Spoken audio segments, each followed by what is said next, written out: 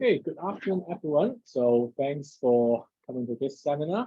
And today we have invited Dr. Benjing Child, who is the assistant professor of the Richmond College in the United States. And she is also going to be the assistant professor of the City University of New York, starting from this September. Congratulations. Thank you. Okay, so and it's also our honor that she studied before in our department, Department of the Religion and Philosophy. Today her topic will be from conceptual misalignment to conceptual engineering in a private case study on emotion from Chinese philosophy. So today I think the arrangement would be that Benjing will first present 45 minutes to 1 hour, and then I will make some comments, and then we will open to the broad discussion. Okay, so yeah. Okay. Thank you so much, Baldwin. Yeah. So it's indeed a great pleasure for me to be here because Hong Kong Baptist is my alma mater. And then, yeah, I feel actually very, very excited to be back in this building again that I've studied for many years for my undergraduate. So my topic today is from conceptual misalignment to conceptual engineering. This talk is a talk on actually comparative methodology, right? Like how can we do comparative philosophy, how to do comparative philosophy, right? To launch this presentation, let me actually first bring your attention to the appendix. If you can look at the screen with us, if we have the handout. So in the appendix, actually, I've listed a passage from the discourse on connectedness, which is in the third of the 5 groups of discourses in the early Pali canon, right? So SN 3622. So this passage is titled "The Theme of the 108."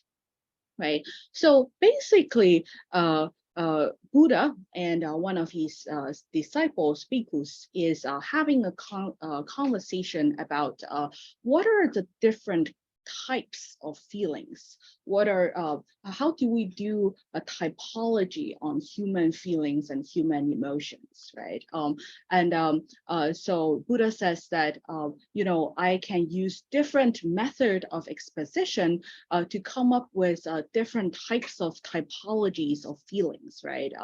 And he said first, if you're thinking about 2 kinds of feelings, there's bodily feeling and mental feelings. These are called 2 kinds of feelings. And if you're thinking about dividing our feelings into 3 kinds, there's pleasant feeling, painful feeling, neither painful or pleasant feeling. These are 3 kinds of feelings. Right. So then something interesting come into the picture. Then the Buddha says, and what bhikkhus are the 5 kinds of feelings? The pleasure faculty, the pain faculty, the joy faculty, the displeasure faculty, the equanimity faculty. These are called the 5 kinds of feelings. And then Buddha came back to the parallelism and says, what are the 6 kinds of feelings? Feelings born of eye contact, born of mental contact, and so on and so forth, right? So here, if you look at this highlighted passage, you realize that there's something like tricky. There's something weird going on, right? If we translate this little paragraph into plain English, he's saying the pleasure faculty is a kind of feeling. The pain faculty is a kind of feeling. Joy faculty is a kind of feeling, right? It's actually very weird, right, in English. If you say the pain faculty is a kind of feeling, right? In English, we don't think the faculty of a feeling is a feeling itself, right?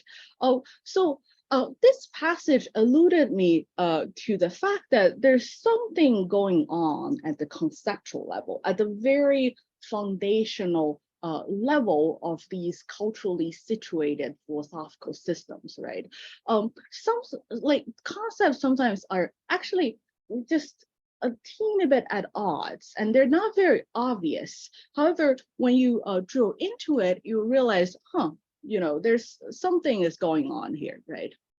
All right.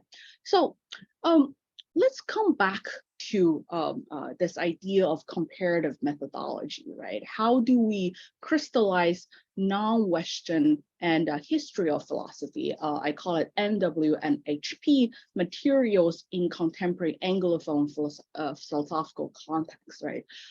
Most of us, working language is English, right? We do Chinese philosophy, or we do, early modern philosophy, one is non-Western, one is history philosophy in contemporary Anglophone philosophical context, right?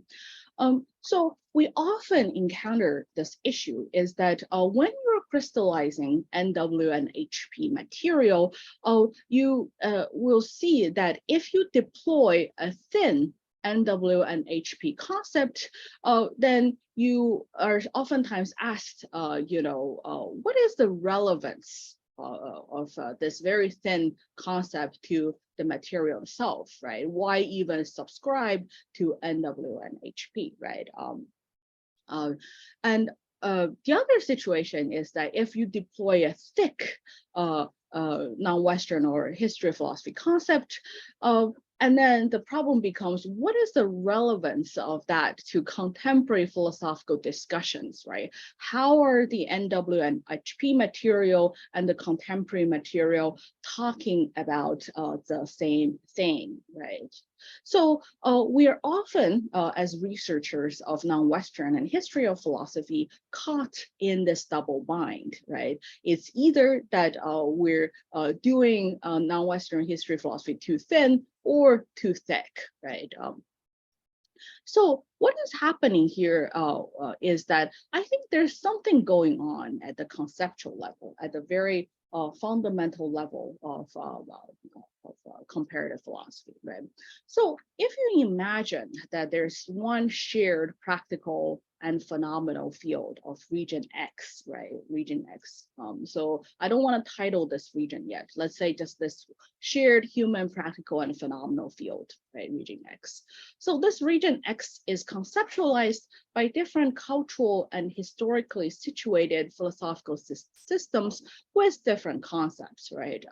Concept alpha from system A, concept beta from system B, concept gamma from system C, right? And the analogy is that there's different types of cartographic symbols from different map systems, right? All the different culturally situated philosophical systems are like map systems that deploy just slightly different cartographic symbols, right? And then what's going on next is we enter into a linguistic coordination, right? We start to compare the different maps developed from different culturally situated philosophical systems. So linguistic coordination is a very important feature of human dialogue in contrast to monologue, right? The process of crystallizing non-Western and history of philosophy material in contemporary Anglophone context is more akin to dialogue than a monologue. Right. So NW&HP research almost always entail an act of speaking to the contemporary Anglophone philosophy, right? That involves varying degrees of linguistic coordination. Linguistic coordination identifies conceptual counterparts by investigating similarities in intentional features, extensional instances, and usage in context, right? And in the process of such coordination, we experience a conceptual misalignment, namely the features, incidences, and usage of two conceptual counterparts do not align perfectly. right? So conceptual misalignment is a misalignment between two conceptual counterparts, right? There's many conceptual counterparts. For instance, we say like in Confucianism, there's Ren, right? And its conceptual counterpart, a lot of people think is benevolence, right? Or goodness, right? So Ren and benevolence or goodness are a pair of conceptual counterparts, right? Similarly, with concepts such as emotion that I will discuss more in depth later, like qing and emotion is a conceptual counterpart, right? So the degree of conceptual misalignment often, but not always, maps onto the distance between a given NW&HP material and contemporary anglophone philosophy, right? So you can see that there's a little diagram here. Most NW&HP materials are distant from contemporary anglophone philosophy in both the cultural dimension and historic dimension, right? For instance, ancient, which is the time dimension, Chinese, which is the cultural dimension of philosophy, right? So ancient Chinese philosophy is distant from contemporary Anglophone philosophy, in both of those dimensions, right? But you can see that, if you put these two dimensions out, is that people like John Locke is distant from contemporary Anglophone philosophy in a historic sense, right? So in the time sense, right? There's also contemporary, you can say Taiwanese philosophy, right? It's contemporary, but it's distant from contemporary Anglophone philosophy in the cultural sense, right? Basically, you can see that the conceptual misalignment often, but not always, maps onto the distance between a given NW&HP material and the contemporary Anglophone philosophy, right? The further away they are from Anglophone philosophy, the bigger the conceptual misalignment, right? Okay, so next we come to my contribution to this whole discussion, right, is something I call general conceptual schema, GCS, general conceptual schema. So examination of conceptual misalignment, in my opinion, can help us develop a more expansive general conceptual schema, the map of all maps, applicable to the shared practical and phenomenal realm, right? GCS is a higher level representation of the various important conceptual models for the given region X, right? GCS can be used as a general guideline for further investigation of the region, but GCS itself is not a concept, right? So GCS, you can see that GCS is a synthesis of the different concepts developed to study this phenomenal and practical region X, right? And then GCS is a higher level of a representation of the different important conceptual models, right? So next, I want to give just two quick case studies, right? And then open the floor for some discussion, right? So the first case study is on emotion concept, right? The abstract concept of emotion, right? Qing, right? The abstract concept of emotion, the umbrella term for all emotions, right? In English is emotion, right? It has a conceptual counterpart in ancient Chinese philosophy called qing, right? So I give an example of how this concept, how this word qing is used in an X-faded text from the Guodian tomb called 性字命出, right? 性字命出 is arguably the most important disquisition on emotion in early China, right? And here I give you a summary of how this concept of qing is being deployed in the 性字命出. So the taxonomy of basic emotions, joy, anger, sadness, grief, is not based on the phenomenal features of these emotions, right?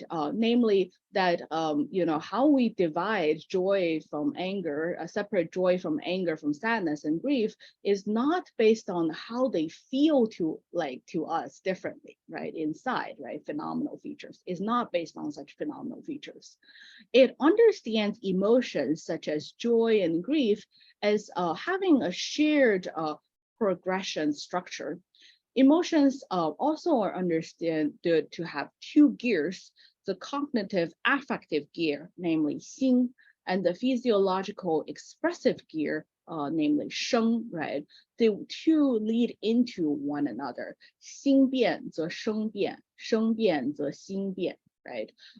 So in a sense that you can see that emotion in 性子命出 is understood almost like a bicycle, right? Or one-wheeler, right? You pedal it forward, right? It has two gears, the inner affective cognitive gear that mostly capture some of the phenomenal features of this emotion, and the physiological expressive gear like 生, right?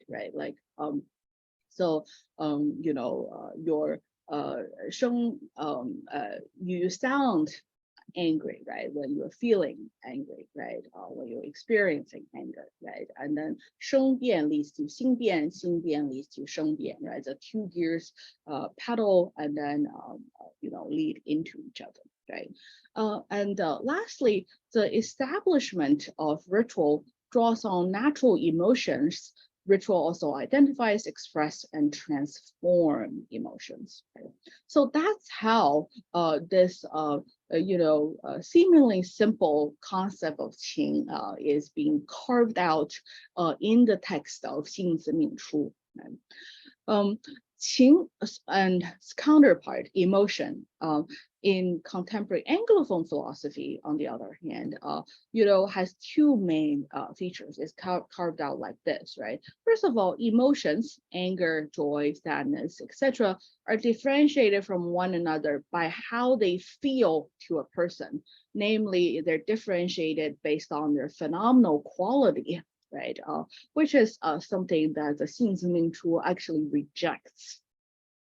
The subjective experience of emotion is conceptualized either as a cause or a result of physical indicators of emotion, right? So the subjective experience, which is understood as of core importance to an emotion, right? Is the quality of this emotion is conceptualized either as a cause or as a result of the physical indicator of emotion, right?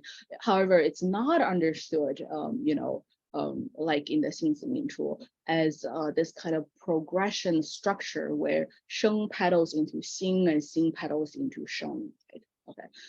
In contemporary anglophone philosophy, the subjective experience is either a cause or result of the physical indicator of emotion, right? So where do we go from there, right? My suggestion is that we need an expanded general conceptual schema, GCS, right? First of all, we need to understand emotions do not necessarily need to be, even initially, differentiated by their phenomenal aspects. Right. When we develop a taxonomy of emotions, we do not need to even initially do this taxonomy based on how anger feels differently from sadness to a person, right? Studying an emotion event as a specimen of emotion and analyzing it in a highly differentiated and static state might undermine the connectedness and movements of emotion. And certainly in a movement model of emotion, which is as illustrated in the 性子命出, the inner affective cognitive states and the outward physical expressions are the two basic gears of emotions, right? So they feed into each other. They're both also accessible by society, right? 心 is accessible through things such as history, classics, literature, whereas sheng is accessible by ritual, right, and other behavioral kind of rules, right. So the society have access to both of the gears of the emotions. Right? The expanded general conceptual schema suggests new possibilities for us to study change as well as use emotions. Then I want to give another example, which is individual emotion, shame, 耻, right? The concept of shame also has a counterpart in classical Chinese, 耻. So shame is a mix of embarrassment, anxiety, fear, and dislike, right? This is talking about in contemporary anglophone philosophy, right? Shame is understood as a mix of embarrassment, sadness, anxiety, fear, and dislike. Shame is also understood as an undermining of one's global self, right? This is how shame is differentiated from guilt, right? In contemporary anglophone philosophy, guilt is more directed towards individual behavior, individual events, whereas shame is an undermining of one's global self, right? If you're saying, I'm ashamed of myself, you're undermining your entire self, whereas you are guilty of certain behavior, you're guilty of not coming to class, you're guilty of running somebody over, so forth. Right? Also, shame in contemporary anglophone philosophy is a response to external social value. It often comes stem from the interaction between one's own understanding and external social value. And shame leads to self-destructive or antisocial behavior in terms of both withdrawal or aggression, right? There is a very strong kind of anti-shame culture of movement, especially when it comes to education in contemporary Anglophone context, right? Oftentimes little kids are taught that you shouldn't be ashamed of yourself. No matter what happens, you should be proud of yourself. You shouldn't be ashamed of yourself, right? Shaming somebody, actively shaming somebody is considered a vicious act, right? Mostly because of how shame is understood as an undermining of one's global self and something that leads to self-destructive and antisocial behavior, right? So overall, shame is considered a very negative emotion.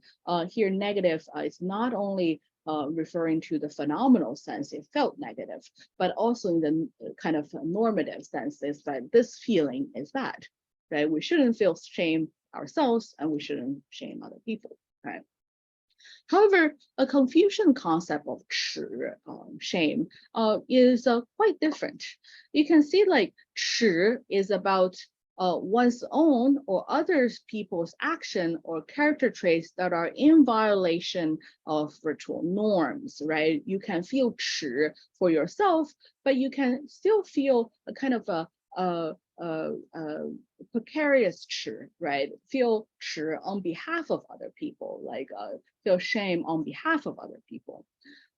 耻 requires a person to have a sense of appropriateness in a given situation and an expectation for oneself or the other person to act in accordance to such appropriateness, right? So in order for a person to feel 耻, some of the prerequisites are that the person have to have an understanding of what is inappropriate and also have a kind of expectation that I rise up to the appropriateness called by the given social situation, right?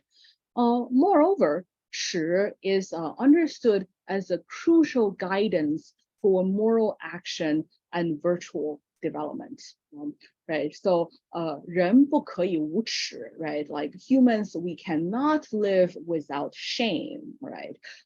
So 耻 is understood as actually at the very core of your moral compass.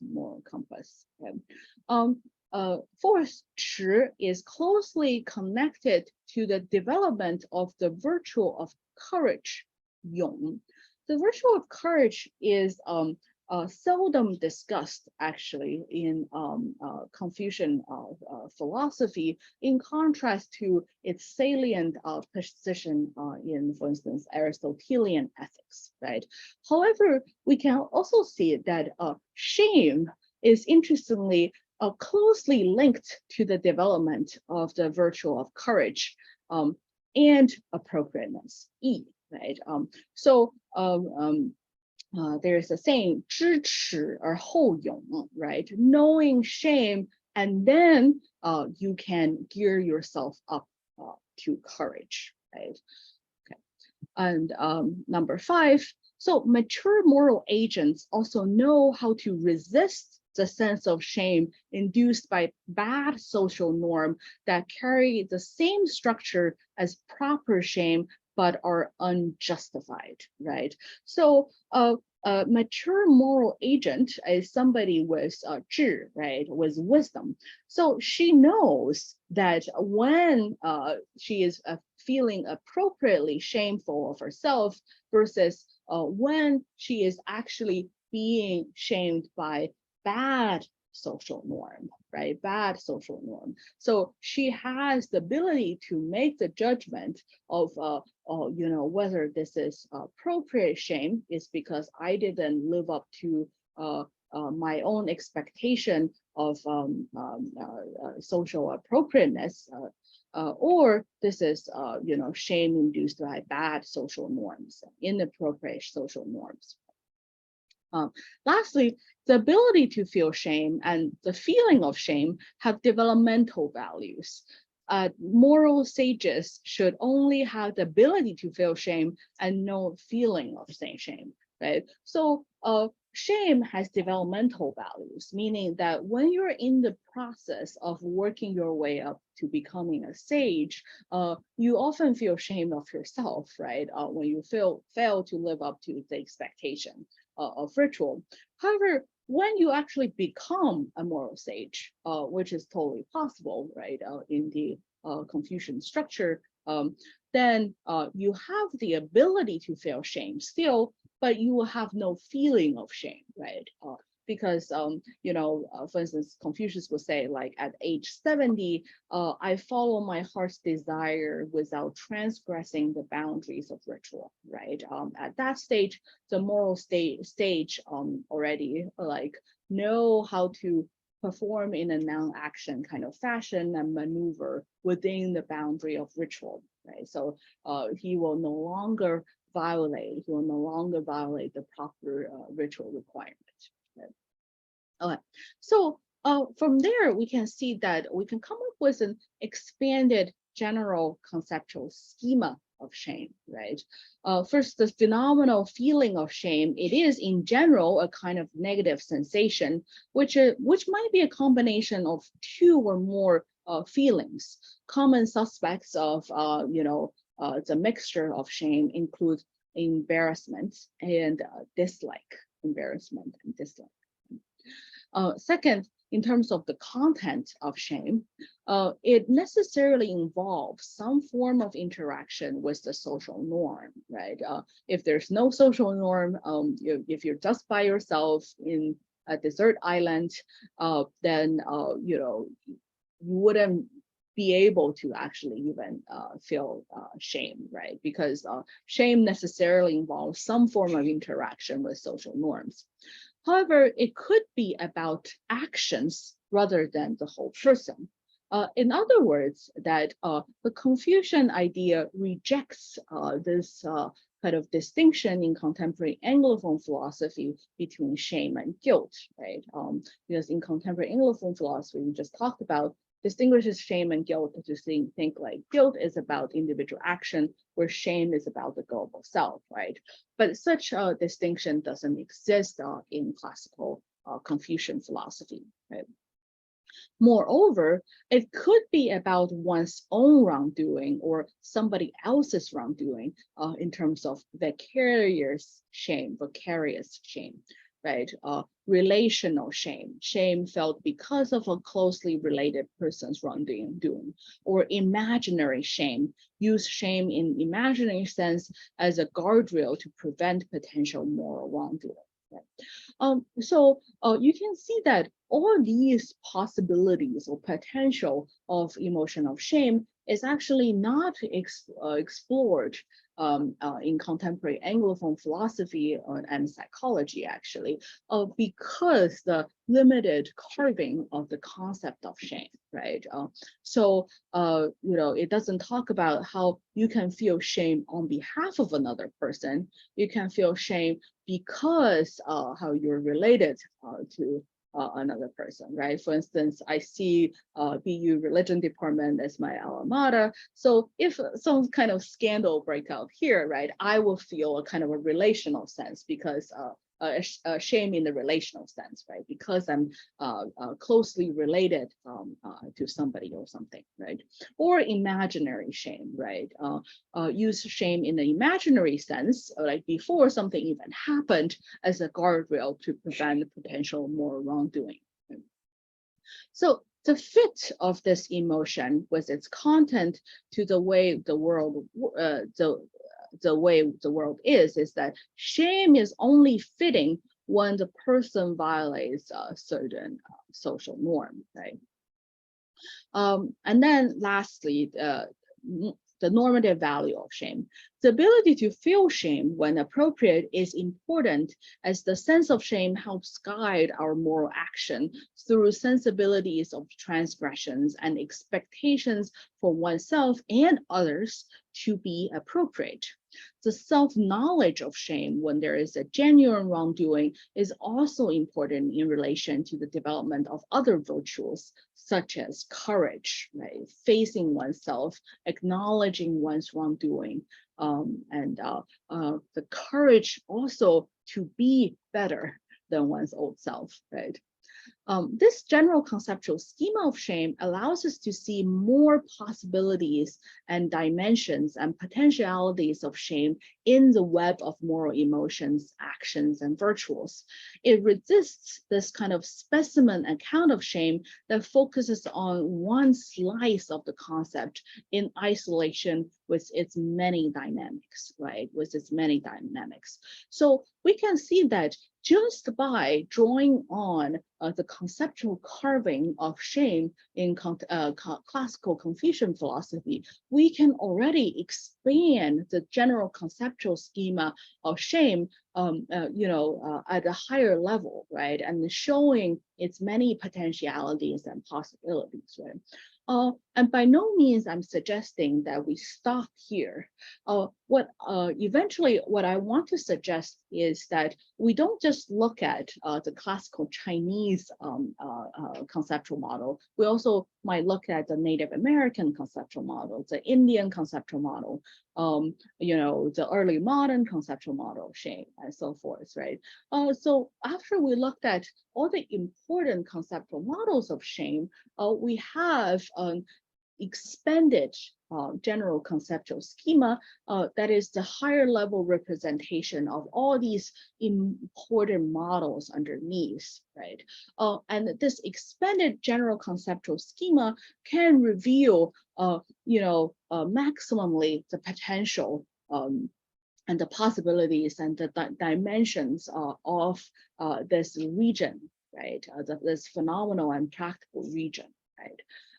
So that's how I think we should go about it, is that when we are doing so-called comparative philosophy, right?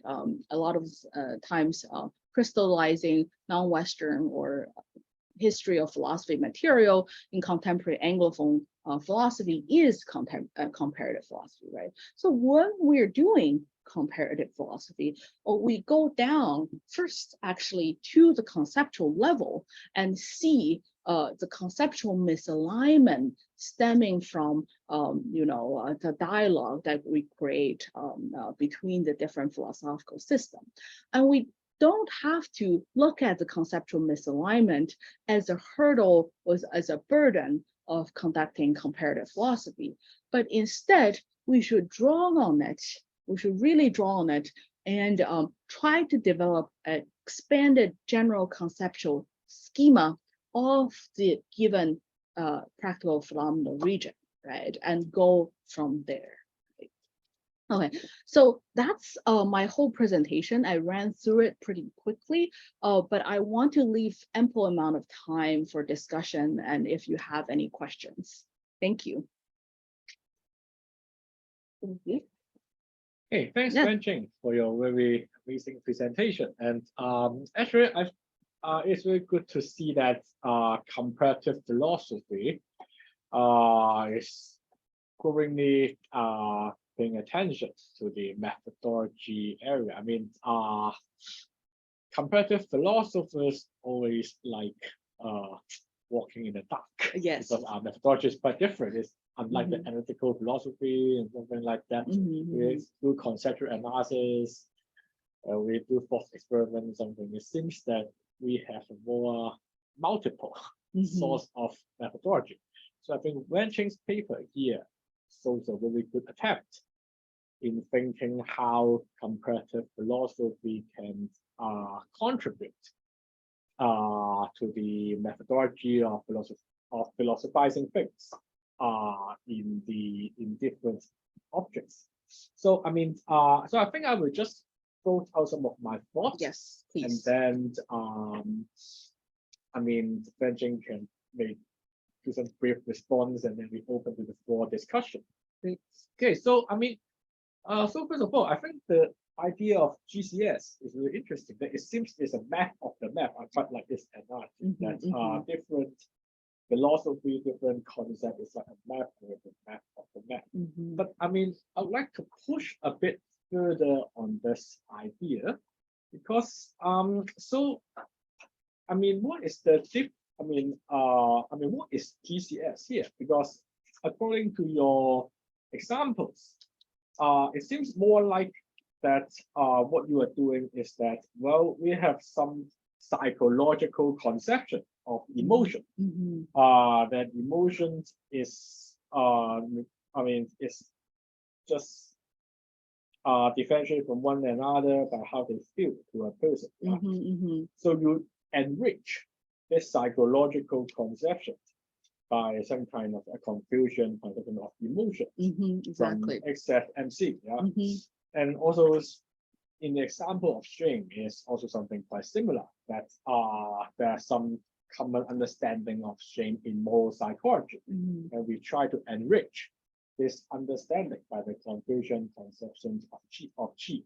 So I mean, so it seems that ECS is something more like that we have an object in the Anglo-American philosophy.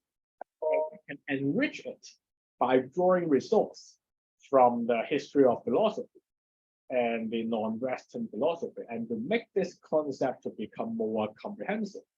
So is there any two, I mean, is there really a two levels map of the map here, or rather that we are only drawing resource to enrich the existing conception we have? So there's the first question about the GCS. And also the second question is that you talk about the idea of conceptual misalignment.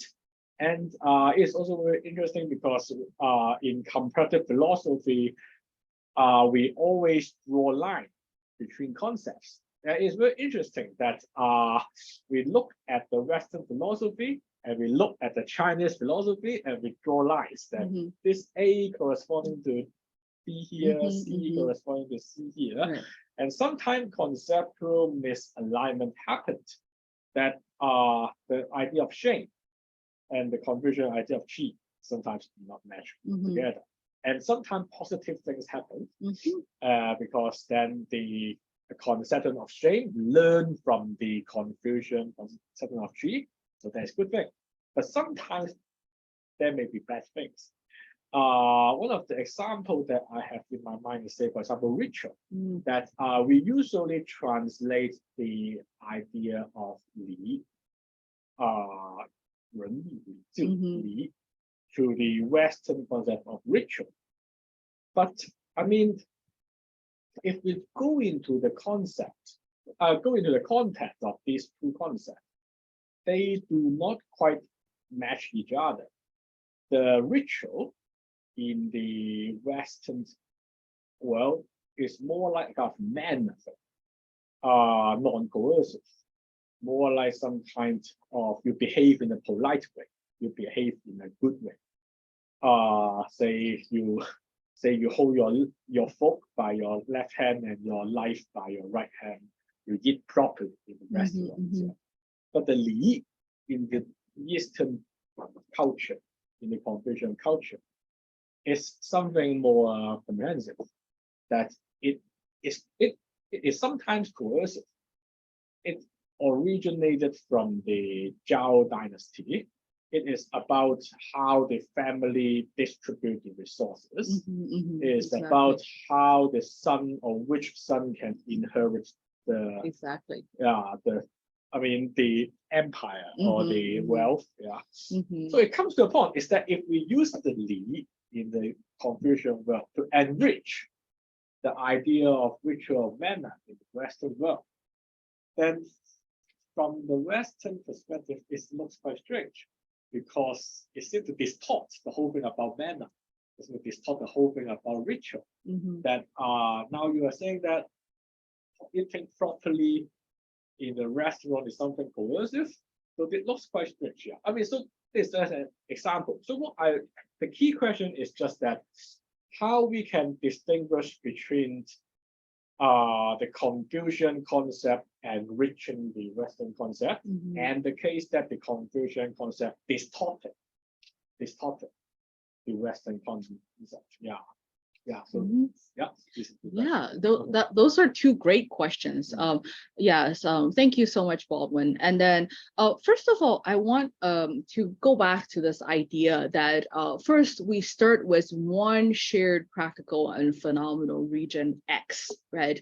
And I think the ultimate goal of philosophy is to understand this practical and phenomenal region X better, right? It's not to enrich contemporary Anglophone philosophy. It's also not to revive classical Chinese philosophy, none of those, right?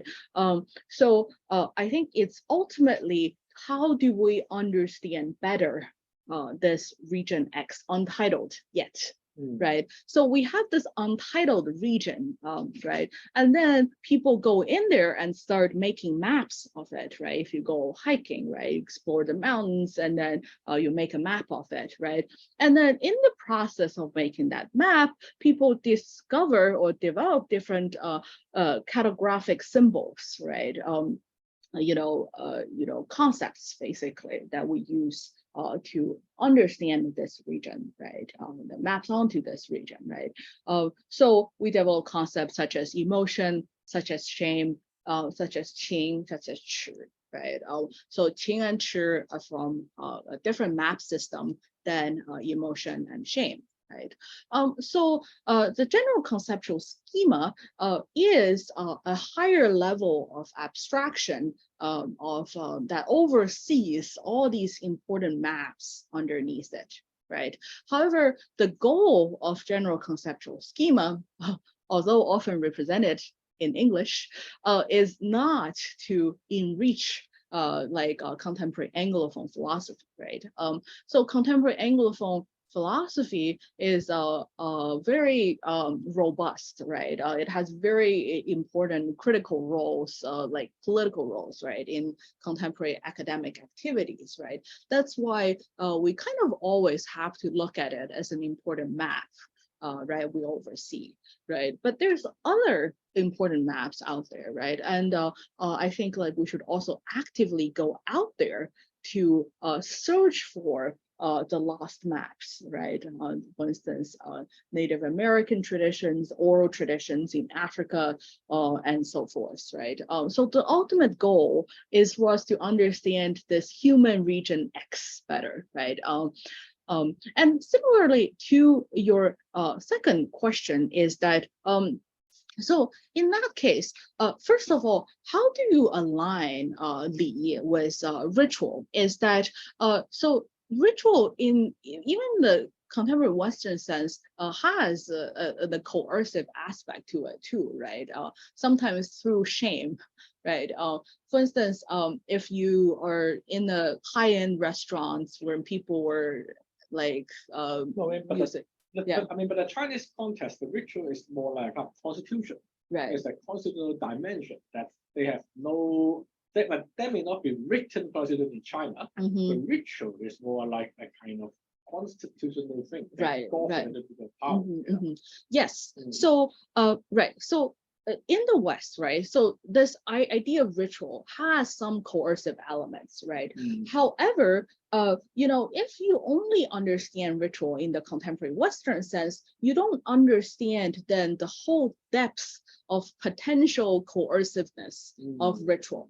Right, you actually lack such imagination of what ritual can actually do, right? If you're just vested in the contemporary Western conceptual schema, right? However, with, for instance, classical Chinese philosophy going in there, it expands the conceptual schema and showing you some of the potentiality of ritual, right? And and such resources were actually not available, right? If you don't do this general conceptual scheme, right? So I think first of all, when two concepts are conceptual counterparts, right? They have to have things that are aligned to each other pretty well, right?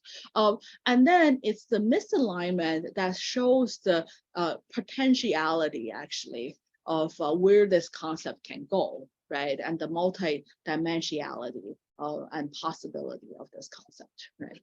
Yes. Okay. Maybe, I have something to respond, right. but maybe, let's stop here first. Right. Let's see whether we have some for this. We have some for discussion here. Yeah. Maybe by the way, people on the internet. For those friends who who also listen to this talk, please feel free to type your question in the chat box. Yeah. So so we can also respond to the question in the chat box afterwards. Maybe let me ask also questions here. And by the way, I hope people on the internet can see the mic. I suppose it's okay, but in case they want to please tell us. Anyway, okay. My questions here maybe hopefully you don't think it is too much objections to your scheme, but let's see if we can convince me or help me clarify my doubts here, not really objections. First of all, I starting from something I agree. Because I can see that you have talked about originally something very abstract about in the region X, there can be different concepts in different systems. That kind of ideas. Of course, it is a description, but also we can start from that kind of description to think about the differences. But then, your general, the GCS, the general conceptual schema, I guess I share some of the concern from Lauren about some of the points why it is in this way, and particularly one thing I wonder is your diagram, the 2 dimensions of it. Right. It sounds like that your GCS is actually using that 2 dimensions as the most important matter element in the map, instead of using some other dimensions. So that part is the part that I wonder. Let me say it this way. My usual thinking is that when we are talking about some case like the emotion or the qi that we are talking about, or some other anti-ethics case, say whether the privacy in the Zoom is actually violating our privacy, okay, whether it's violating our privacy. Or that kind of things is, okay, behind that, we have some philosophical or ethical considerations.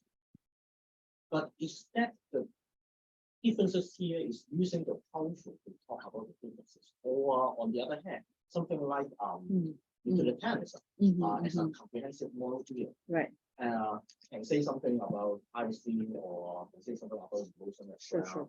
And also feminism or ethics of care. They also say something about that. And then Kantian. They may also have a lot of differences or even misalignment amongst them. Yes.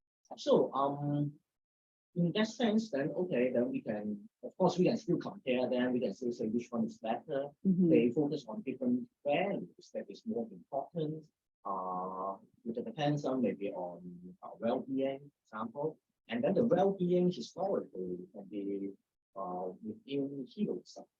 But actually, in the development of utilitarianism, we can just forget about the heroism, just focus on well-being.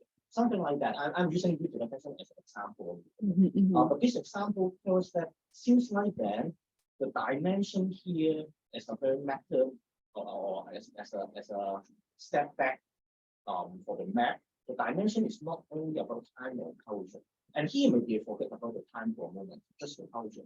The culture may not be the most important, not saying that it's not important, but in the hierarchy, it is not in the most so-called highest hierarchy in terms of the abstract schema. Instead, it may be, say, which values that we care the most in a comprehensive moral theory. Right. And then that theory, of course, can be related to culture in some sense. But in that kind of reasoning, culture is the second dimension or even the third dimension where we are comparing. So the comparison may be on utilitarianism to Confucianism, for example. Right. We can do that. But then it is not only a cultural comparison, but mainly a comprehensive moral theory comparison. Only under that, then there can be some cultural differences. But then that sounds like not really using, but it is still a GCS in terms of the logic. Right. It is just that replacing the dimension from culture to comprehensive moral. Right. So I wonder what you think about that. Yeah, thank you so much. That's a great question. And I think I noticed like that this diagram might be confusing in that sense that by no means I'm saying that those are the two most important dimensions that when we expand GCS, we should expand just following those two dimensions, right? So this project overall, it's kind of anchored in us addressing a comparative methodological problem, right? How do we do comparative philosophy? Why do we do it? How do we break the double bind, right? Which is something that everybody who does crystallization of contemporary, non-Western or history of philosophy material in contemporary Anglophone context encounter, right? So basically, when we're crystallizing, let's say, John Locke's philosophy in contemporary Anglophone context, right? Then we will also encounter conceptual misalignment, right? And that conceptual misalignment actually stem from, the time distance John Locke has with our contemporary context, right? So that's what I meant there, is that where did conceptual misalignment of when you're crystallizing NW&HP material stemming from? It might stem from either the cultural dimension or the time distance dimension, right? And ultimately, as philosopher, I actually agree with you, is that we should treat all these theories as a kind of a normative theory, actually. And ultimately, what we're doing, what we're kind of building, what the maps we're overlooking are normative, theory maps. Yeah. I mean, just a Mario. Just now, the example of Locke is very interesting here because actually when we interpret anyone in the history of thought, it always happened conceptual misalignment. So this is also most of the literature in history of thought is doing. So if we interpret Kant as the ontologist, there are a lot of Kant will come out to say Kant is not the ontologist. You misinterpret Kant, something like this. Or maybe Mill is utilitarian, they'll also say Mill is not utilitarian, something like this. So it goes back to my question here, is that we always connect something like Plato with label X, Locke with Plato X, or maybe some ideas in confusion, some confusion idea with some concept in Western philosophy. But distortion always happens. So your paper seems to be saying that, well, even if there's conceptual misalignment, there's not bad. No. There's opportunity for conceptual engineering. Yes, exactly. But we won't say that we won't say that we have a better understanding of Kant by connecting Kant with the ontologist. But if there's a misinterpretation, then it's wrong. So it comes to a point is that what is the difference between your conceptual engineering and a kind of wrong connections, a kind of distortion. Right. Yeah, that's great question. First of all, I like us to kind of move down a little bit, right? Instead of just labeling Kant as a deontologist or something, right? You can go look into like, how did Locke carve out the concept of government, right? Yeah, Locke's government is actually quite different from like when contemporary English we say the word government, right? We actually meant quite different things from Locke's government, right? So there is a conceptual misalignment, right? Even those two words written in English are actually the same word, right? But they're also a linguistic coordination, right? In the sense that, the two can have a kind of a dialogue. They can form conceptual counterparts, right? Locke's government and contemporary government are conceptual counterparts, right? So conceptual misalignment is the only kind of works between two conceptual counterparts, right? You cannot say like Locke's government misaligns with contemporary concept of computer, for instance, right? Like those are just two different words. That means like drastically different things, right? Those are not conceptual counterparts, right? So I think first for us is like in this kind of dialogue to see the kind of conceptual counterparts, right? The gears that we can compare and align, and then see the misalignment, right? Yeah, and then the conceptual kind of general conceptual schema only actually works on these specific pairs, right? For instance, the word government, the concept of government can have a general conceptual schema, right? The word constitution can have a general conceptual schema.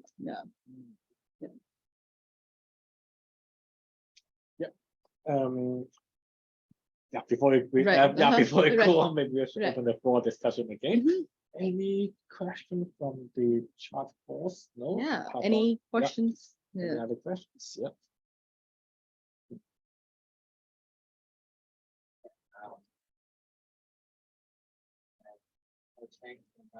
Yes. Hi.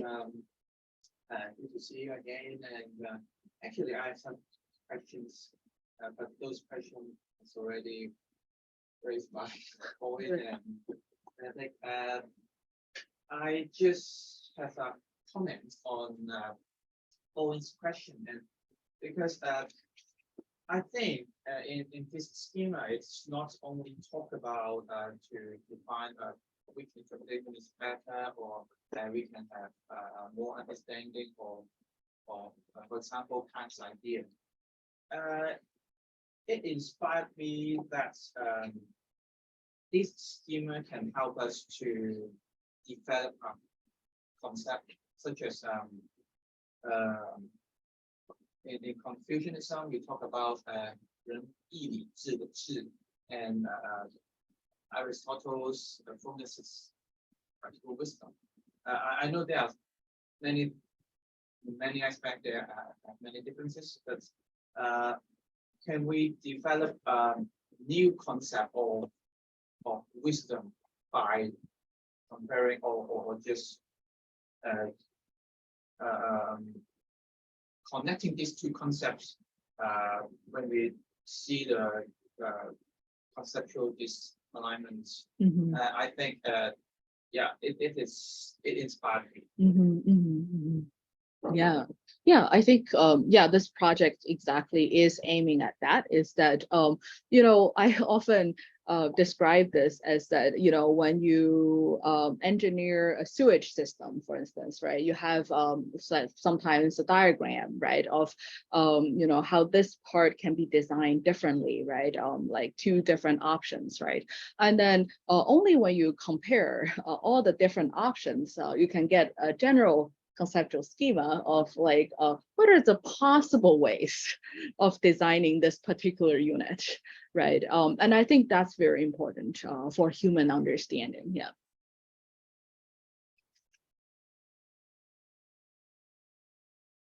Any other questions? Yep, I have a follow-up questions that let me see if I can ask them clearly, because it seems it is actually my confusion. Right. So see if you can clarify for me. Because yeah, we keep on talking about some conceptual misalignment, which yeah, I can understand there are such things, and then we have the GCS, but also you have said that you also agree that it is actually better to in the details comparison, it's better to do the comparison of the comprehensive moral theories. That would be a way for philosophers to do, of course, but also best things to do. Right.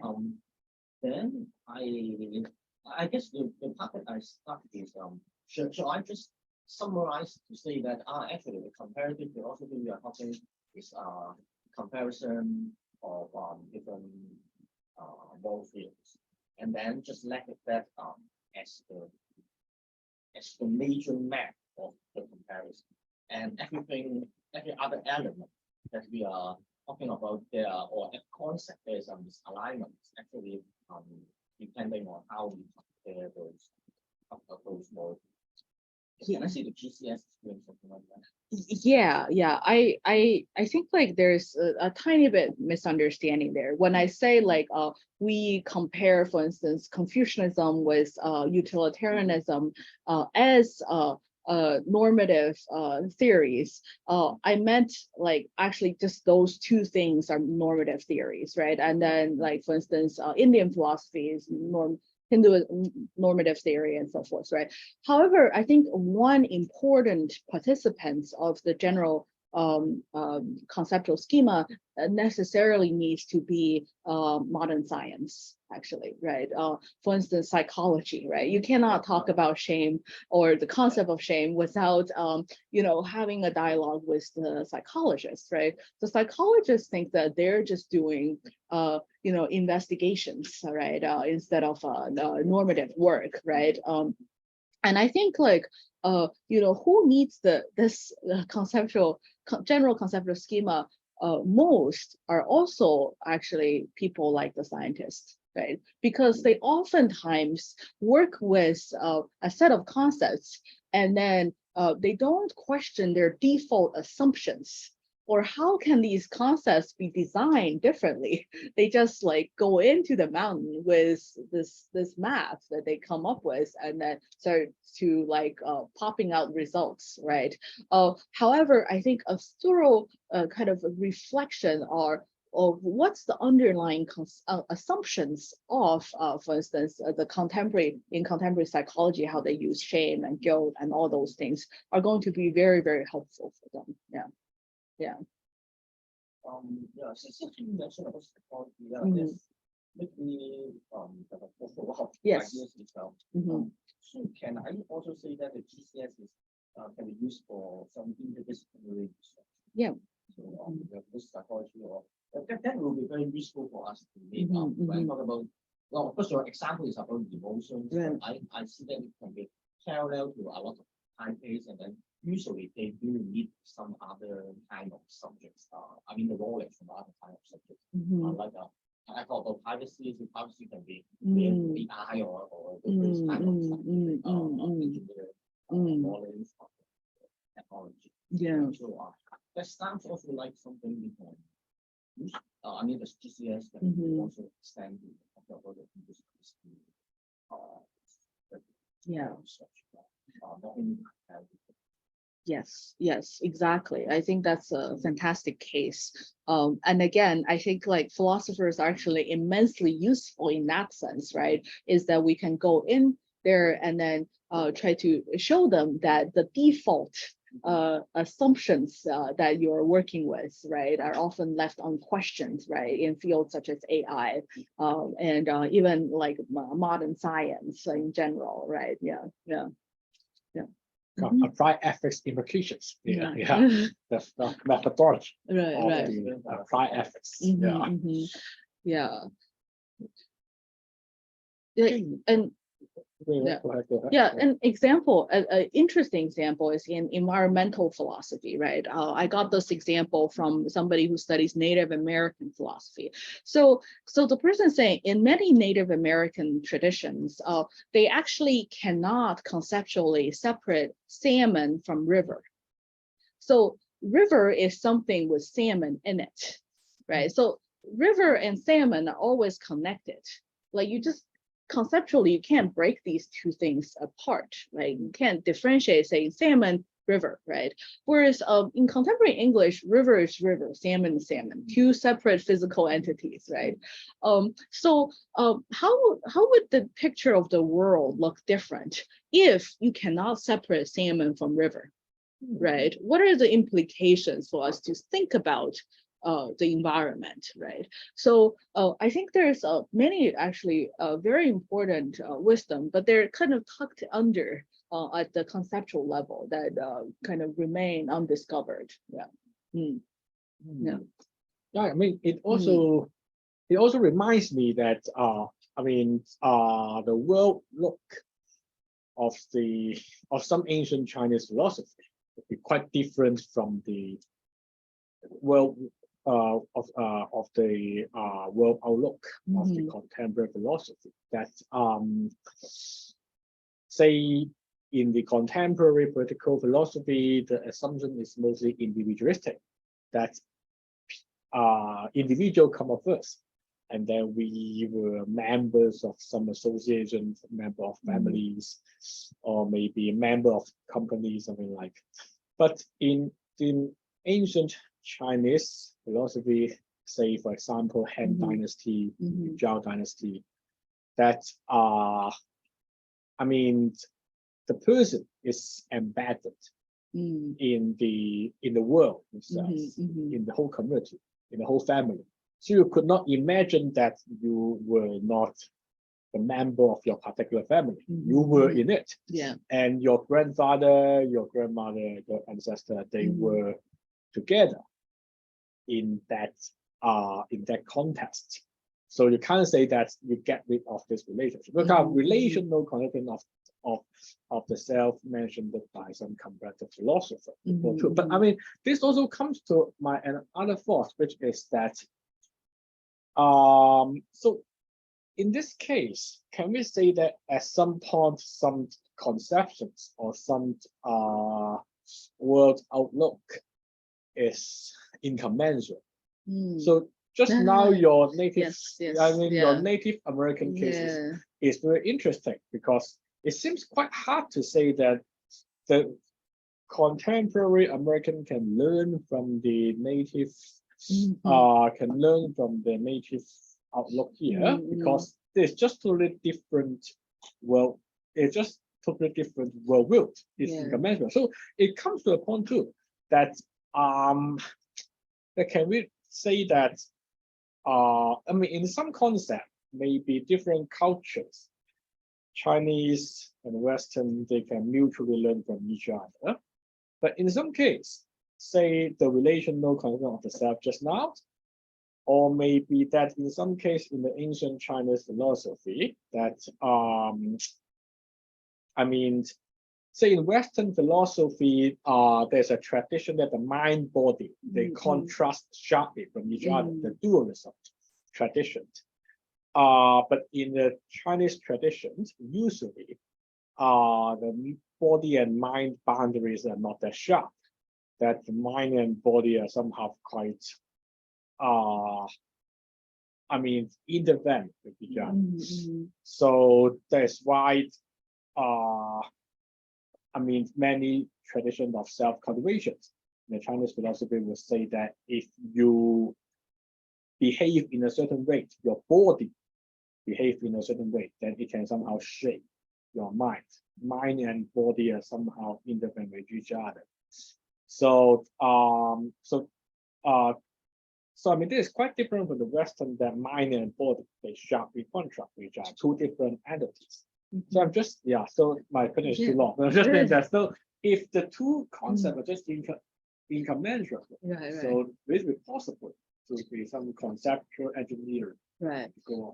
Yeah. So first of all, going back to the incommensurability, right? Yeah. So I think, like, first of all, you still have to go in there and identify conceptual counterparts, right? So yeah. So I guess that you're not saying that there don't exist any conceptual counterparts, right? If conceptual counterparts don't exist, then we cannot have dialogue, right? We wouldn't be able to understand each other. I mean, but sometimes it's quite artificial. Say, for example, we usually align mind with the idea of seeing. Yes, yeah. But I mean, but you know that if we go into it, then it's somehow quite wrong. Yeah, right. Because the idea of seeing sometimes always used in a way that the Westerner would not use in that way with mind. Right. So I mean, sometimes that alignment is quite artificial and even dangerous. Right. Yeah. Yeah. So what I can say is this: is that so so linguistic coordination is actually a kind of a theory I borrowed from the study of linguistics, right? So unless you reject saying that any translations are possible, right? So languages can be translated to one another, right? You know, unless you categorically reject that, you're saying like, oh, you know, like Chinese, you can never translate it into English because then if you think they're translatable, there's some kind of linguistic coordination, right? You can somehow coordinate English with Chinese, right? So if you think that's possible, then conceptual counterparts can form, and then conceptual misalignment can be studied, right? So that's the first thing about the incommensurability, right? I think another even harsher criticism of this whole thing is this Kuhnian realism, actually, right? Is that some people think that, you know, so there's different maps of the world, but only one map is real and true, right? And the other maps are false and wrong, right? So for instance, the Native American map, that there's one concept that bundles salmon and river, that might be just the wrong concept. There's like wrong way of understanding the world, because water is H2O, that's a natural kind, whereas salmon is organic, whatever, right? So there's that kind of realism challenge to that too, right? So I think that's that I will leave that meta issue to the philosophy of science people, but I think in terms of the things that we care most about, such as values, virtues, or even things like emotions, right? You know, we cannot, you know, confidently say, right? You know, there's a natural kind of shame. There's a natural kind of guilt or something like that, right? Yeah, we have to kind of recognize a lot of these conceptual carvings or conventions, and we have to think of like how do we get the best of each conventions, all the conventions. Yeah.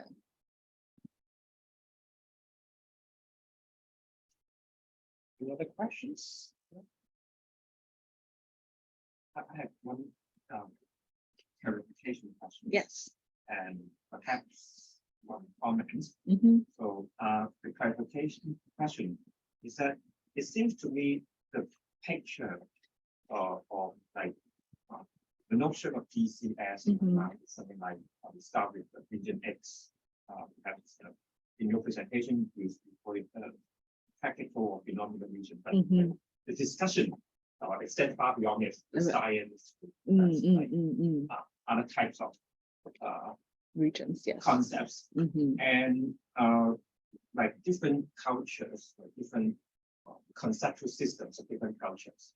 They have set up one system, two system, three system. They are somehow conceptualized from the region X. And what the GCS do seems to me, this is where I want to clarify, is that the picture seems to be like perhaps we put the map of the Western philosophy one, and we cover the Confucian one on top of it, and somehow we identify conceptual alignment. Yes. In this metaphor, it seems to be like we identify two dots, like concepts that are quite similar and somehow identified to be in the same region, yes, sub-region of yes, the region X. Exactly. And, like GCS is to try to like by generalize between those dots, and we try to like describe what the region X actually looks like. So is it, am I understanding? Yes, yes, that's actually a great way of describing it. I think what the GCS does is that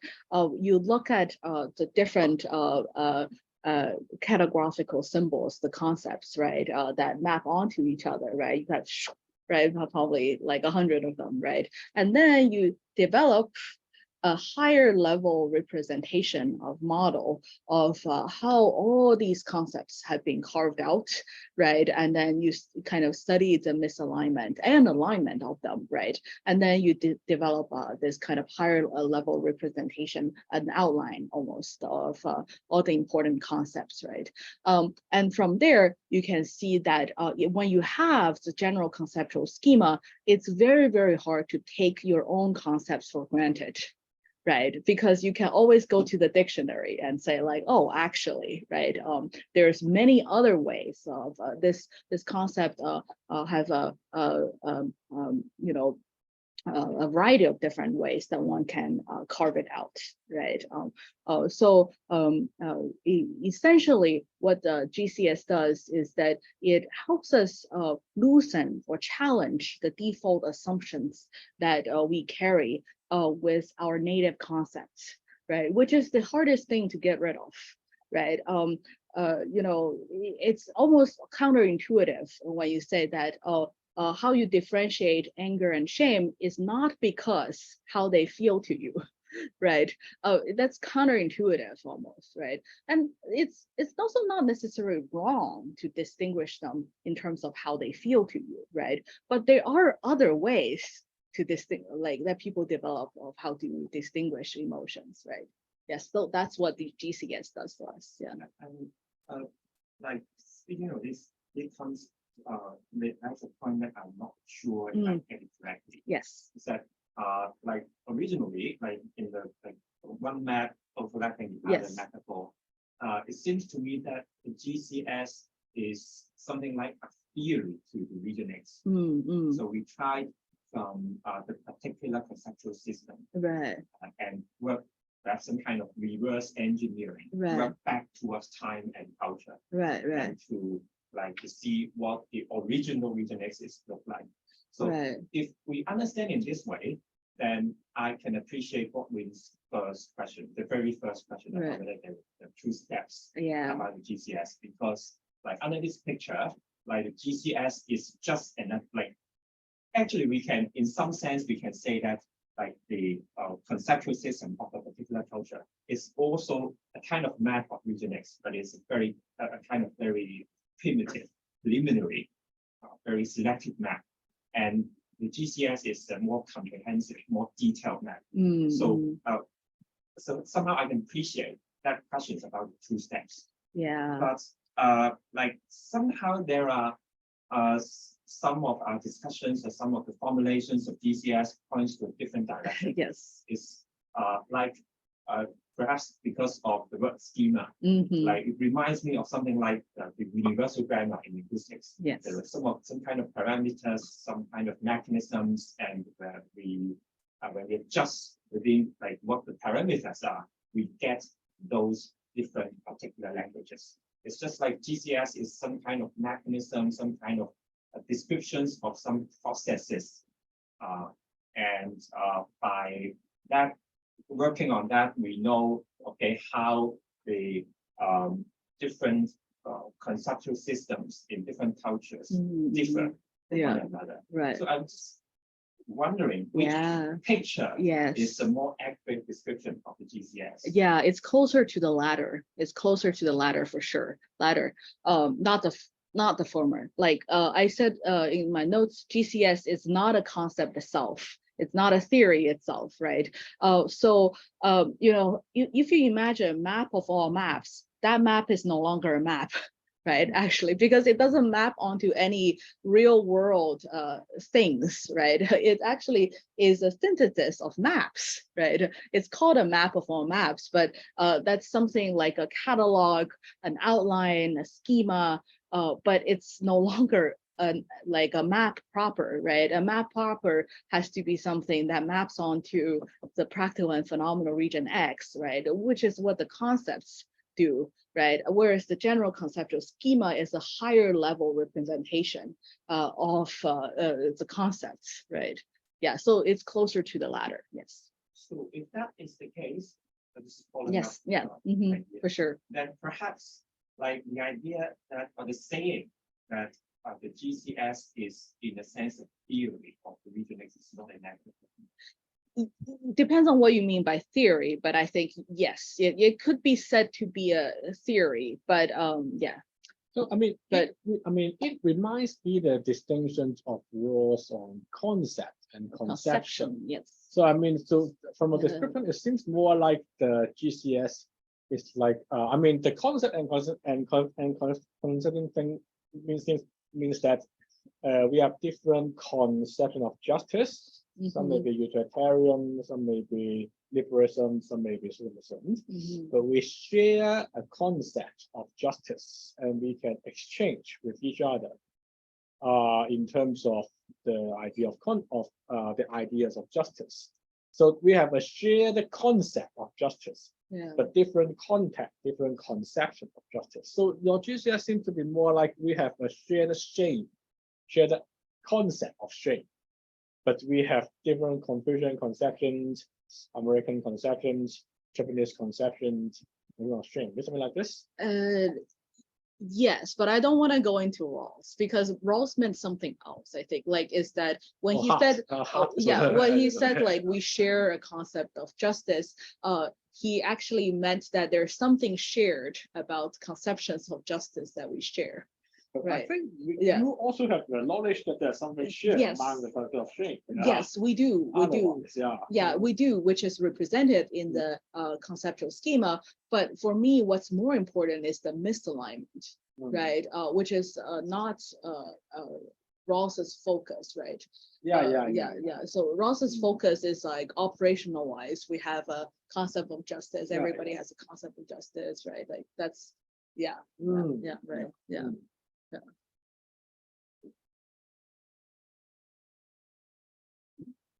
But that's such a great question. Yes, I think it depends on what one means theory, like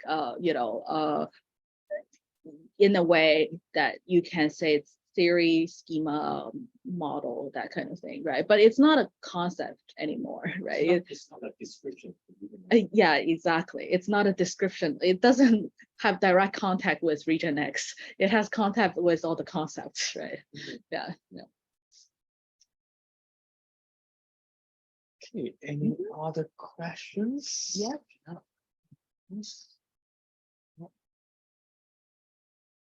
If no, maybe we can end today's session. So please give our appreciation. Thank today. you. Yeah, Yes. amazing picture. Amazing paper. Yeah. Okay, so we have to show any no, yeah, okay. Okay, so thanks for coming. Thank you.